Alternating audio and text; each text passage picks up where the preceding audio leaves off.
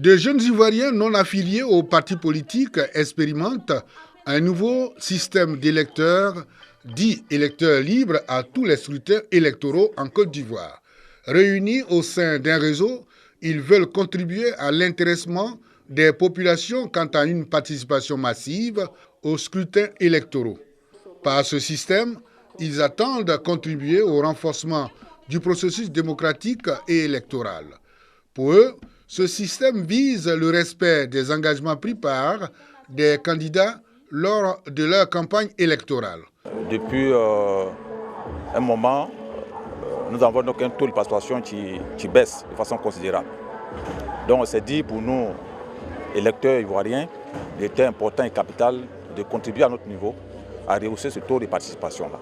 Mais en même temps, c'est donner une autre image à l'électeur ivoirien. Pour plus d'efficacité sur le terrain, le réseau implante ses coordinations de base. Le président national du Riel Côte d'Ivoire a boaqué pour l'installation des coordinations départementales de la région de Gbeke. C'est quelque chose de noble que de voter soi-même et d'inciter d'autres à exercer ce devoir de voter.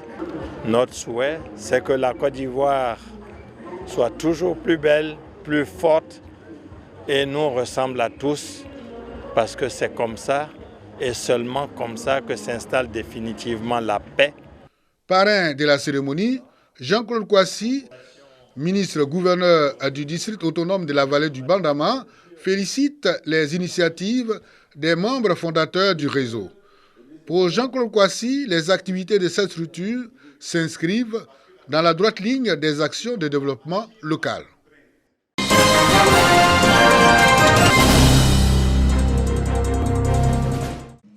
Kwatienkro, village de la sous-préfecture d'Amilikia dans le département d'Abengourou. Dans cette localité de plus de 1000 âmes, se trouve en abondance l'arbre qui produit l'akbi. Les femmes du village ont donc décidé de faire de la commercialisation de cette noisette l'une de leurs principales sources de revenus. Mais l'extraction de cette amande, très prisée en matière de cuisine, est très pénible. On ramasse, on les entasse, ça fait 1 à 2 semaines, ça pourrit. Et puis on les enlève, on les lave et on les remet en marmite. On les fait bouillir pendant 1 heure du temps ou bien 45 minutes. On les retire. Quand tu les retires, c'est déjà cassé comme ça. Et quand c'est cassé, tu prends la pointe au bout aplati comme ça ou bien un couteau et puis on les enlève. Le processus de concassage est long et difficile. Pour une bassine de graines d'akbi comme celle-ci, il faut 2 à 3 semaines pour extraire l'amande. Pour réduire donc la pénibilité de l'extraction des amandes, le Centre international de recherche en agroforesterie dénommé ICRAF vient de faire un don de concasseuses au groupement des femmes productrices d'akbi de Kwatienkro. Je souhaite vivement que ces équipements contribuent à renforcer la cohésion entre nous, mais aussi être surtout une opportunité d'emploi pour encourager les jeunes, encourager les femmes à s'intéresser à la production de la vigne. Ce don s'inscrit dans le cadre du projet Centre d'innovation verte pour le secteur agroalimentaire, financé par la coopération allemande GIZ.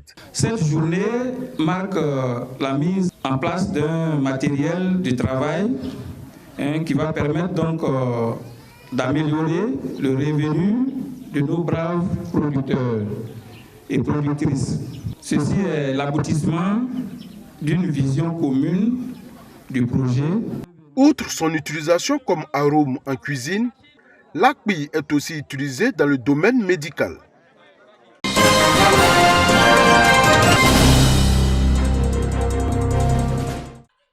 Mise en scène de l'œuvre littéraire des dieux éphémères du jeune écrivain et acteur culturel Yann Aka. Théâtre, musique, slam, danse chorégraphique, des disciplines artistiques réunies pour dénoncer les injustices sociales. Il y a une œuvre qui parle de plusieurs thématiques, notamment l'univers carcéral des femmes, et puis les faux frais de scolarité que certains gouvernements très souvent imposent à des parents d'élèves, les conséquences de ces lois injustes. Dans une mise en scène de Gbessi Hadji, Ces novices du théâtre dénoncent les tares de la société à travers l'humour.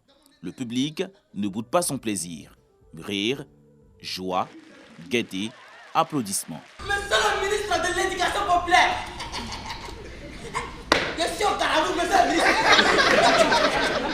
Un spectacle rehaussé par la présence de plusieurs personnalités, en l'occurrence Madame le député Yasmine Wounia et l'ex-première dame Simone Yves Gbagbo. On va ensemble travailler à ce que cette pièce puisse se déplacer de ville en ville pour que le théâtre d'abord se rapproche des populations, mais surtout pour que tous les messages qui sont véhiculés dans cette œuvre, qui dénoncent, qui caricaturent, mais également qui conscientisent, puissent atteindre le plus grand nombre. J'ai beaucoup aimé le spectacle. J'ai surtout éprouvé de la joie à voir une jeune troupe. Les jeux étaient bons, les rôles étaient très bien tenus. Vraiment, je les félicite. Publié en août 2020, l'œuvre des dieux éphémères est la 6e création de Yann Aka, artiste, écrivain, comédien et dramaturge.